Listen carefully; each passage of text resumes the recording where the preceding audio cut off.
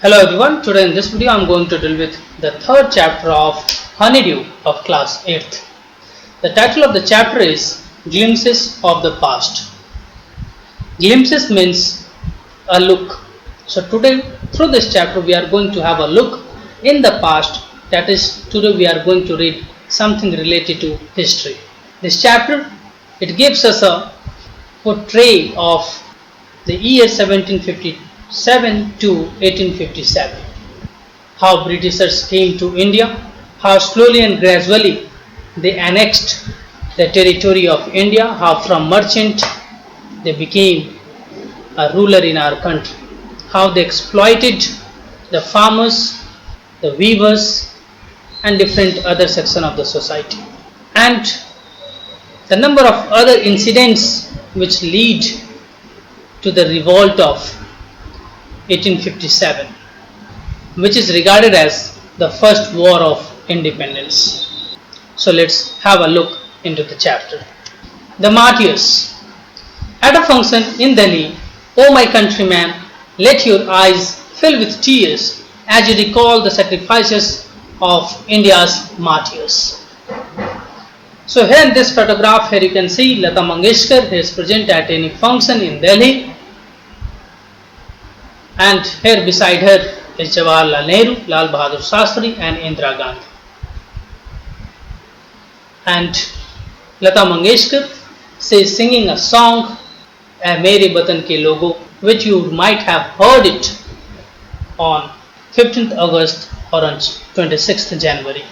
It's a patriotic song and she is present at a function which is organized at Delhi.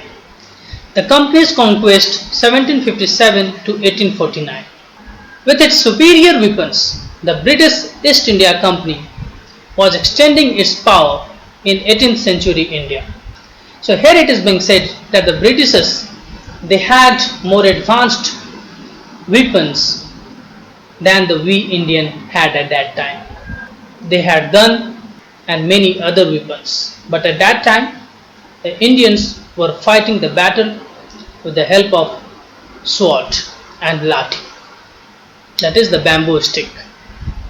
But they had advanced weapon, and with the help of that, what they were doing, they were extending the area under their control in India.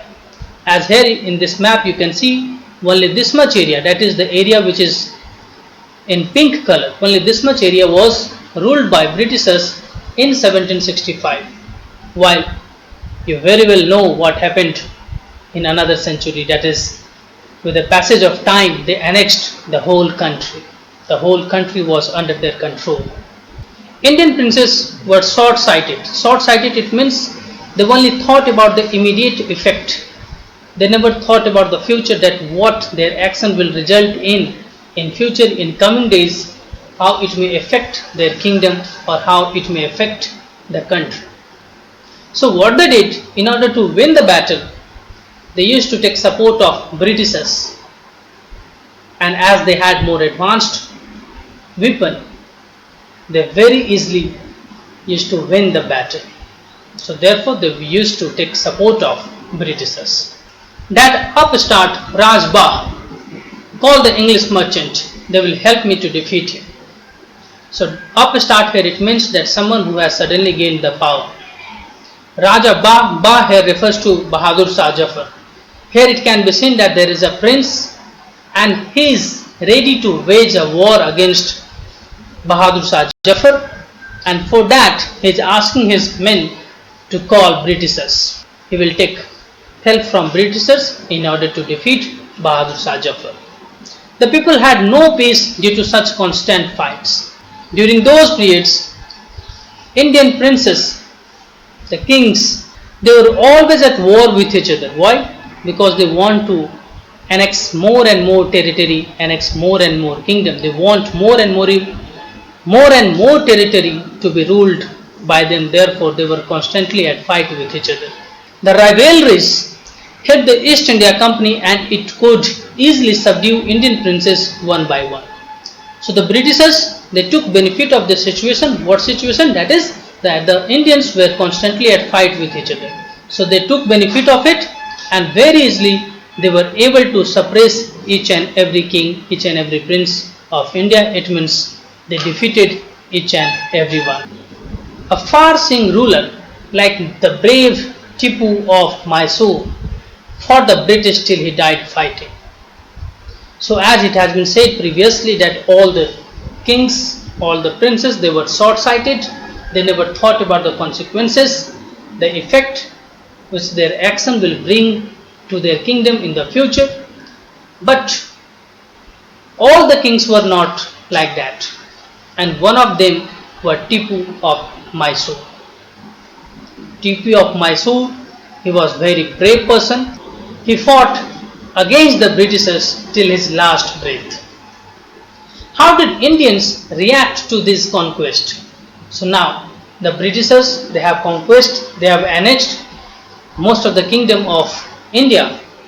So now most of the kingdoms of India was under the control of Britishers. So now let's see how the people of India reacted to it. Thank God there is peace in the country now. No more wars and looting by thugs. It is God who sent the Britishers. Our destiny is linked with them. The white man has killed or dethroned our kings. Some kings were good, not good, but after all, they were of this land. Now we have become slaves of foreigners. So, here in these two photographs, the reaction of people is being stated. In the first photograph, this one, here we can see that the people belongs to, they are from aristocratic part of the society, that is, they were rich section of the society, and they are happy. They are happy that the Britishers has annexed the kingdom. And why they are happy? Because there is no war. There is peace all around. Why there is no war? Because the Britishers, they were the supreme power and no one ever dared to wage war against them. Therefore, now no other kingdom were at war with each other. Therefore, they were happy with it. While in the second photograph here, we can see that the people, they are sad. Why they are sad? What are their reaction? They said that no doubt that all the kings were not good. Some of them were good as well as some of them were bad as well. But after all, they were the king, they were Indians. And they say that the white man, that is the Britishers, they have killed those kings, the Indian kings, or what they have done, that is dethroned. Dethroned, it means to remove from the throne. So either they have killed the Indian kings or they have removed them from the power, from the throne. So now finally the whole country, each and every kingdom was under the control of Britishers, and therefore they felt that now they have become slave and they are being ruled by the foreigners.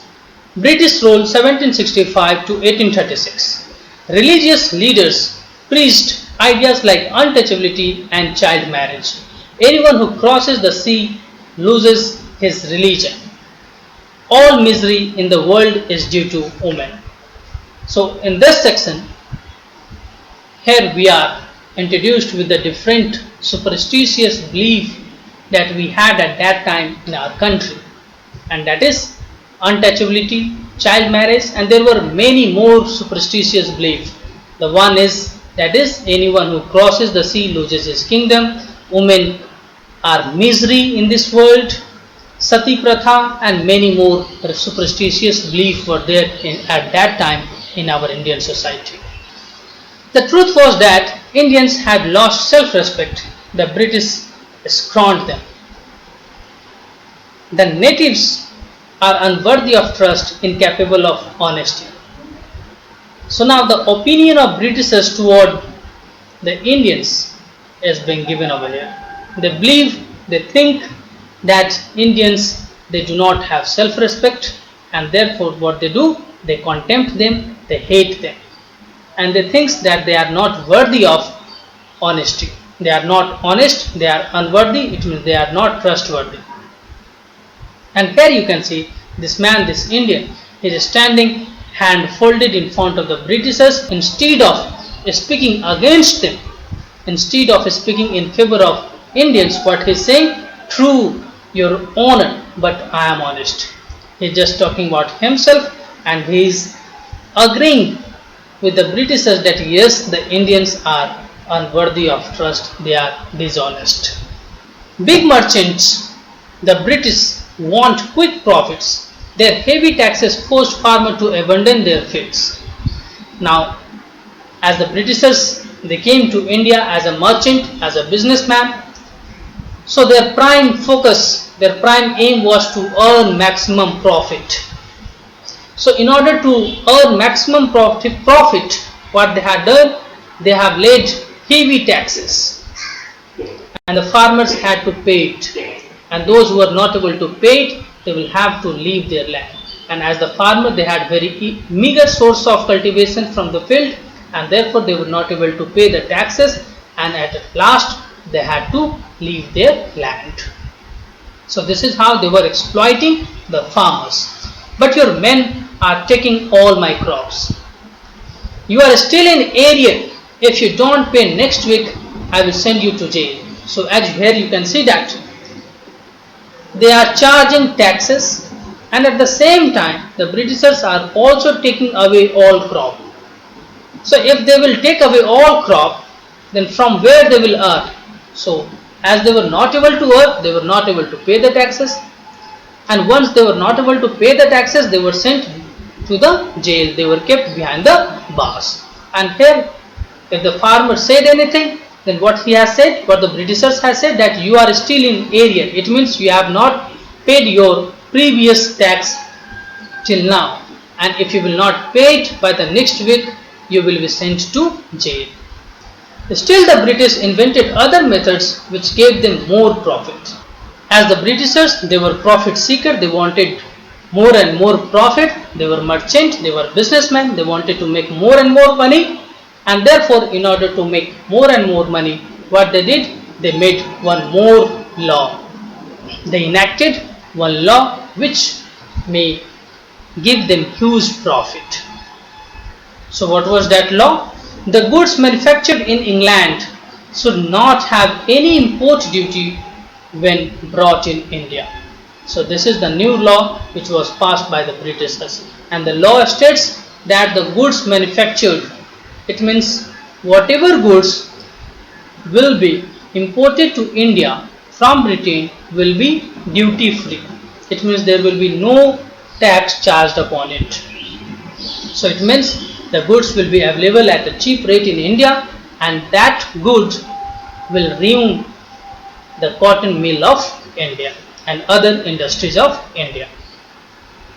A good idea. The East India Company's law began to cripple Indian industry. And now, as the Britishers, they were importing machine-made goods, and that goods were available at a cheap rate, and therefore what happened? The Indian industries, it became, and slowly and gradually that all Indian industry were destroyed. Inevitably, famines followed. Between 1822 and 1836, 15 lakh Indians died of starvation. The British policies ruined the expert artisan and their business. So as we have seen that the farmer, they were not able to cultivate, or they were left with no crops, and whatever they had to pay it to the Britishers as a tax, and therefore they had nothing to eat. And therefore what happened? A famine followed. It means famine is a situation when the people don't have anything to eat. So due to lack of food, what happened between 1822 and 1836? Around 15 lakh people died of starvation. It means without food. And with the flow of machine-made goods in Indian market, the industries were also crippling, and therefore different artists who were indulged in different industry in India, they were with no job now. Ram Mohan Roy, 1772 to 1833. Ram Mohan Roy, a learned man from Bengal, understood what was wrong with the country. Let us not despise ourselves. Our ancient culture is great, and we are capable of great achievements. We must first reform our society. Superstition have been ruining us. So now here we have Raja Ram Mohan Roy, who is regarded as the first modern man of India. He has successfully been able to root out different superstitious beliefs from our Indian society. So he was a learned man, he was a very educated person, he was from Bengal, and he understood the problem of the Indian society. And what was the problem according to him? According to him, the superstitious belief which were there in our country at that moment was the prime cause of the ruin of our country.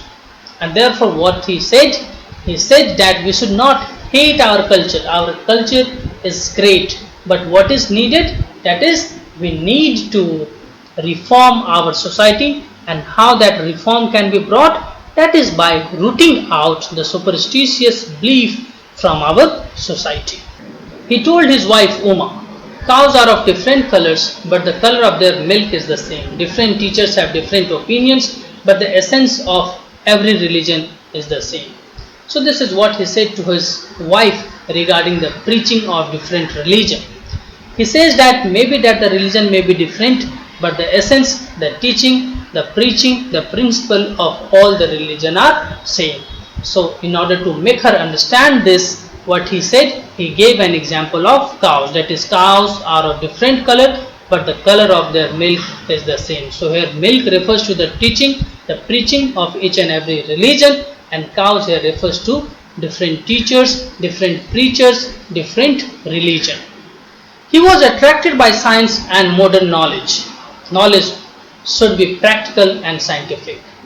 So he did not believe in the superstitious belief which was there and which was the root cause of ruin of India at that time. He believed in practical and scientific laws. He started newspaper, but the suspicious British stopped them in 1823. He started a newspaper, but later on in 1823 it was stopped. The publication of that newspaper was stopped by the Britishers. He crossed the seas and went to England to see what made the British powerful. There he told them, we accept you as ruler and you must accept us as subject. But you must remember the responsibility a ruler owes to his subject. So in order to understand that why the Britishers were more powerful and what made them more powerful, what he did, he crossed the seas. It means he went to England. And there he said to the Britishers that if you want to be our ruler, okay, we accept you as our ruler. But at the same time, you will have to accept us as your subject. It means the public of your kingdom.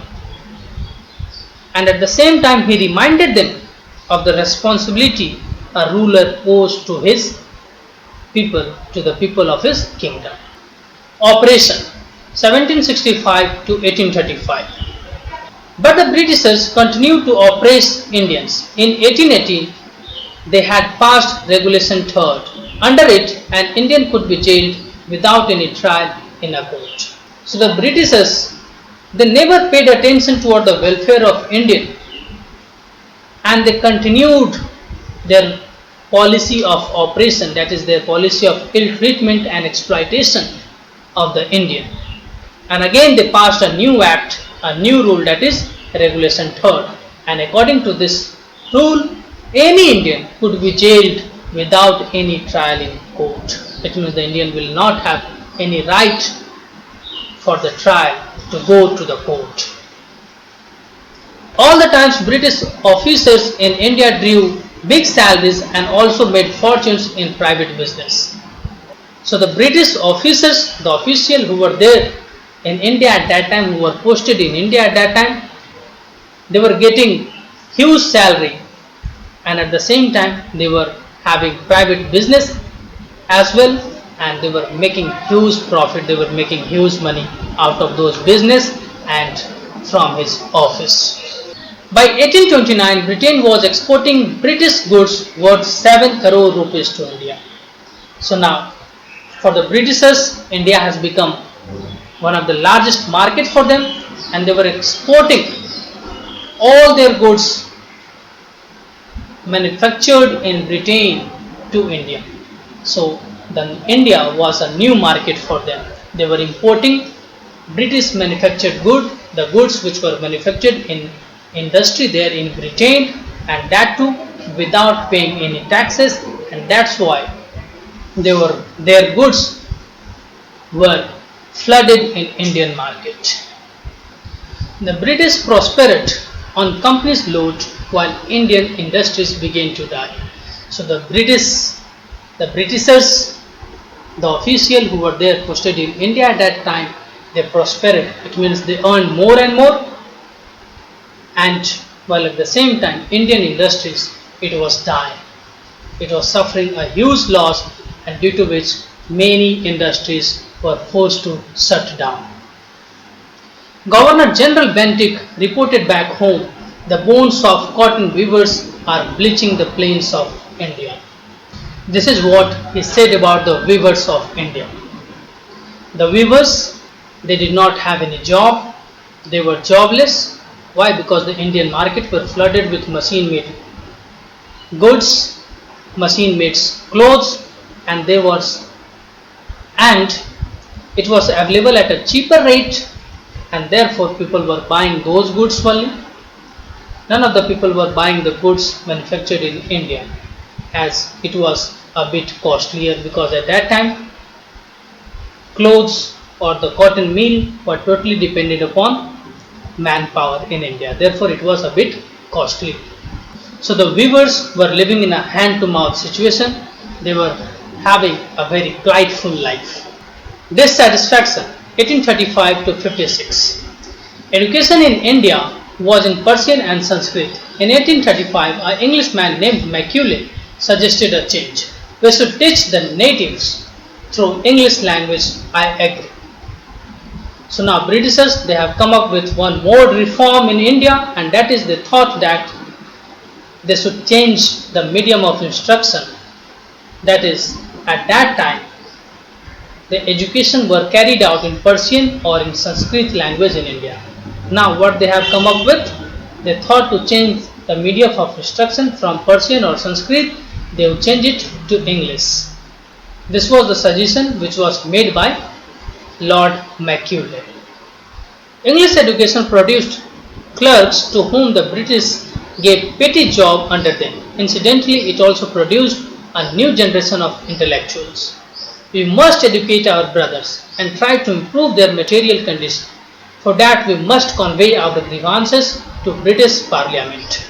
So the Britishers, as they had many offices and many other jobs, and for those menial jobs, they need someone. For the clerical job, they needed someone. For that, what they started doing, they started educating Indians in order to do the menial job in their office. But due to the education which was provided by them, due to that, what happened? Some new generation of intellectuals was also born. It means some section of people who were educated by them, they started thinking differently, they started thinking for the welfare of the people of India. And what they wanted to educate Indians. And this is what here it is being said, why they wanted to educate them, so that their material condition, it means their earning may improve, so that their lifestyle, their standard of living, or at least they should be out of hand-to-mouth situation. Hand-to-mouth situation, it means at that time the people were living in absolute poverty, they don't have anything to eat even. So but in order to do all these things, they needed the permission of British Parliament. Without their permission, they can't do it. By 1856, the British had conquered the whole India. So here you can see that the area, the portion which is in pink color, now these areas are being ruled by the Britishers. And in the first slide, you have seen that only this area was under the control of Britishers, but now by 1856, almost all part of the country is under the control of Britishers. They cared little about the needs of Indians. They here refers to Britishers. So it is being said that Britishers, they never cared about the needs as well as the conditions of Indians. Their only aim was to make more and more profit, and in order to do so, they exploited the Indians up to any extent. Our kings have become puppets, and we have lost our old jobs and lands. They are converting our brothers. You only talk, do something to drive them out. So here in this picture you can see that the people, they are discussing the condition, they are talking to each other, and what they are saying, that is, we have lost our old jobs and lands too. So they are jobless, landless, they don't have anything to earn. And the another thing with the Britishers was doing, that is, they were converting. That is, converting, it means they were changing the religion of the people. They were asking the people to change their religion. They were converting them into Christianity. They were asking them to follow Christianity. You only talk, do something to drive them out. So one of the people is asking other to stop discussing it and to act upon it. In order to do what? In order to drive the Britishers out of India. Despark, 1855 to 57. Taxes continued to ruin the peasants. So Britishers, they have continued their policy of laying heavy taxes, and due to which the farmers, they were totally destroyed. They were forced to pay heavy taxes, and therefore they were left with no money. They were living in a very bad condition. And what happened next? In Bengal, the Santals, who had lost their land under new land rules, became desperate. And now the Britishers, they have passed another rules, and under that rule, what happened? The Santal, it's a community belonging from Bengal, they lost all their lands, and due to which, what happened? They were angry. Now they could not control themselves, and therefore what happened? What they did? In 1855, they rose in rebellion and massacred Europeans and their supporters alike. So the Santals, they were angry, their land were taken away, and therefore they could not control themselves. And therefore what they did? They revolted against it in 1855, and what they did? They killed the Europeans, the Britishers, as well as the Indians who supported them. Discontent was brewing in East India Company's army too. So as the Santhal had revolted, they were not satisfied. Similarly, even the Indian army, even the Indians who were working as an army in East India Company, even they were not satisfied. Even they were not happy. So see what are the things which they had to face. The white soldier gets huge pay, mansion to live in, servants. So the Indian soldier, the Indian who were working as an Indian army, they were discriminated. While at the same time, the British soldier, they were getting huge pay, a very good salary, they were getting house to live in, and they had servant as well. While at the same time, the Indian army, they were not getting it. While we got pittance and slow promotion, and the Indian army, they get very meager amount of salary, and even the promotion was very slow. While in case of the Britishers, they were getting very handsome salary and their promotion was fast. The Angrez asked us to cross the sea, which is against our religion. Who is the topi wala to abolish our age-old customs? We must drive out the Angrez. Sepoy Mangal Pandey attacked the adjutant of his regiment and was executed. So the soldiers, the sepoy, they were not happy, they were dissatisfied with the Britishers, and the Britishers, they forced the Indian soldier to cross the sea, and at that time which was against the custom and culture of India. So they did not want to go to Britain, but they were forced to do so. So they thought that they are hampering the customs and belief of them. So at the same time, it was informed that Sepoy Mangal Pandey, what he did, he attacked the adjutant. Adjutant is the officer in army. So what he did, he attacked the adjutant of his regiment, and as a result, he was executed. Mangal Pandey, he was punished to death. Thousands of other Sepoy revolted. They were stripped of their uniforms, humiliated, and put in irons. So after the attack of Mangal Pandey, many other Sepoys, they were also revolting in the different part of the country, and when they revolted, they were punished, and what was done to them? They were stripped of their uniform. It means they were thrown out of the job and they were punished. They were put behind the bar, that is, they were put in irons. It means they were jailed. Few Englishmen had cared to understand Indian customs or the people's mind. Oh, proud Brahmin soldiers, do you know that the grease on the bullet you have to bite is made from the fat of cows and pigs? What? The white man has deceived us too. So there were few Englishmen, few officers who cared about the custom of India at that time.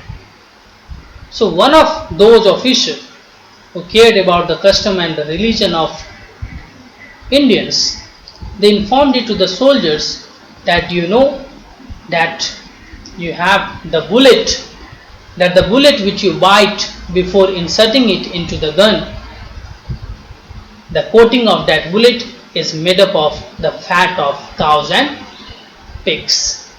So now it enraged the Hindu as well as the Muslim soldiers, as it is against their culture to eat cows and pigs. So both the Hindu as well as Muslim, both of the community, both the people of both community, they were angry. They felt cheated and they grew angry. Soon chapatis were sent from village to village. Tell the people that their emperor would want their service. Yes, all my village men will be ready. Similarly, lotus flower circulated among Indian soldiers. Death to foreigner. The masses gave all help and shelter to the patriot.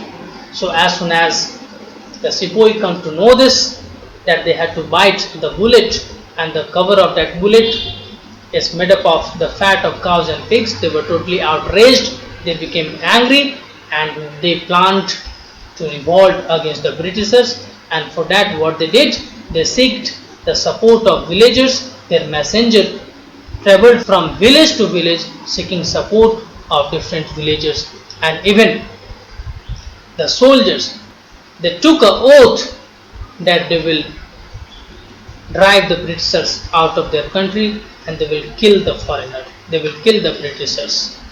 While at the same time, people supported the patriots, it means those who were fighting for the cause of the welfare of the motherland. The people supported them with shelter and food. Revolt 1857. Then there was a violent outbreak at Meerut. The Sepoy marched at Delhi. Long live our Emperor Bahadur Shah. The rebellion spread wider. Many landlords had lost their lands because of British policies and they were sold. The white man's rule must end. Yes, we will help you. So as we have seen in the previous part of the chapter, that all the section of the society, whether it was peasants, whether it was sepoy, whether it was landlord, whether it was weaver, all of them were unhappy. They were dissatisfied with the rules and regulations passed by the Britishers. They all were angry with them, and as a result, what happened when the revolt outbreak, all of them participated in that revolt. People from every section of the society and in different part of the town, different part of the country, they participated in it. And what they did, they declared Bahadur Shah Zafar as their emperor. And the landlords, those who have lost their land because of the Britishers' policies, they also participated in that movement. And people from every section of the society supported that movement. The fight for freedom 1857. Many former rulers like Begum Hazrat Mahal of Lucknow were beaten. The white rulers has taken away my kingdom. They joined the upsurge against the foreigner. So there were many landlords, there were many princes and kings whose land and kingdom were taken away by the Britishers. Therefore, they were also unhappy, and one of them were Begum Hazrat Mahal of Lucknow. Her kingdom was taken away, her kingdom was snatched away by the Britishers. So therefore, she was also angry with them, and there were many other king and queen and princes. They also participated in that movement because their kingdom were also taken away from them. Popular leader like Maulvi Ahmedullah of Faridabad told people, "Rise, brother, rise, the Angrezes renew our land." The people rose everywhere in Bareilly, Kanpur and Allahabad. So Maulvi Ahmedullah of Faridabad, he also participated in the movement. He was the leader of that area, and he asked the people to revolt against the Britishers. Why? Because he said that the Britishers are ruining our land, our motherland. So people everywhere, they were participating in the revolt. They were revolting against the Britishers in Bareilly, in Kanpur, in Allahabad, everywhere people was revolting against the Britishers. Azimullah Khan told Tantia Tope, "We should have Peshwa Nana Sahib as our leader in this war of independence." The patriots pounced upon the British and fought pitched battle all over North India. So here different kings and leaders, they made a decision that Peshwa Nana Sahib, he will be the leader, he will be the one leading that movement. So similarly, it was informed to Tatia Tope by Azimullah Khan. So people from different part of the country, different kings, all the landlords, they all participated in it, and they all pounced upon the Britishers. They all attacked the Britishers, and they fought a tough battle, and the battle was fought in throughout the North India. 80-year-old Kuwar Singh of Bihar received bullet in his wrist. Mother Ganga, this is my last offering to you.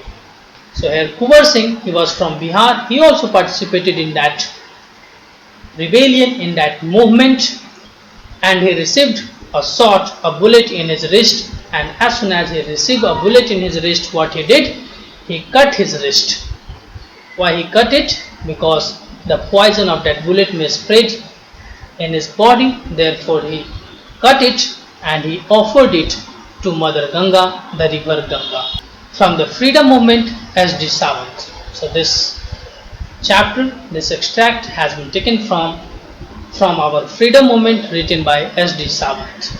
So this is all about this chapter. We saw how the Britishers were exploiting, they were ill-treating the Indians, and how all this outraged the Indians and how they revolted against the Britishers. So this is all about this video. See you in the next video.